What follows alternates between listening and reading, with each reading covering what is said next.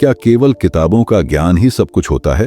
अगर हाँ, तो फिर क्यों कई पढ़े लिखे लोग अपनी ही गलतियों का शिकार हो जाते हैं?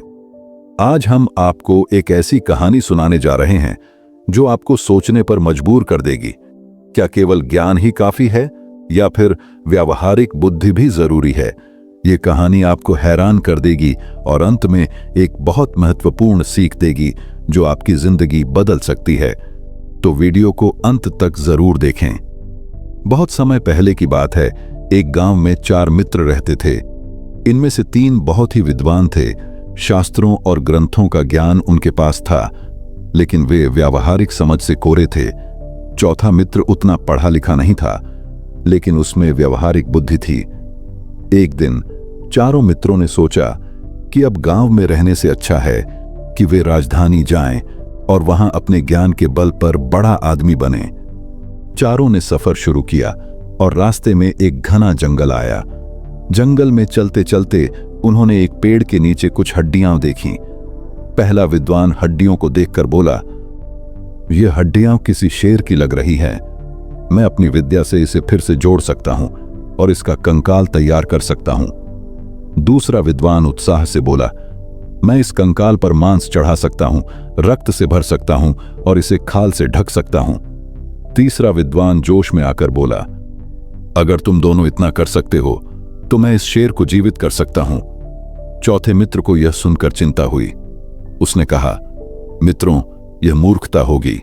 अगर शेर जीवित हो गया तो हमें मार डालेगा।" तीनों विद्वान उस पर हंस पड़े।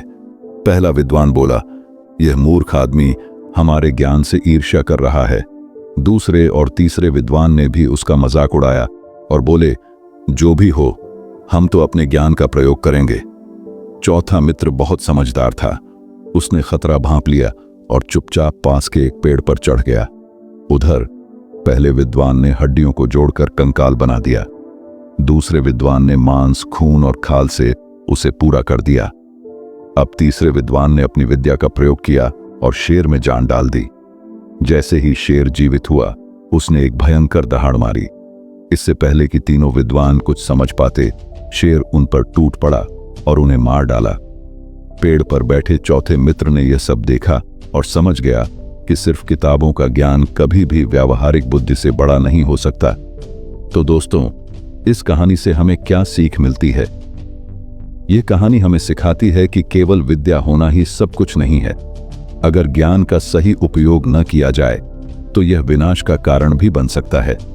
अगर आपको यह कहानी पसंद आई हो तो वीडियो को लाइक करें, कमेंट में बताएं कि आपने इससे क्या सीखा और चैनल को सब्सक्राइब करना न भूलें ताकि हम आपके लिए और भी शानदार कहानियां ला सकें। मिलते हैं अगली कहानी में। तब तक के लिए सुरक्षित रहिए और समझदारी से सोचिए।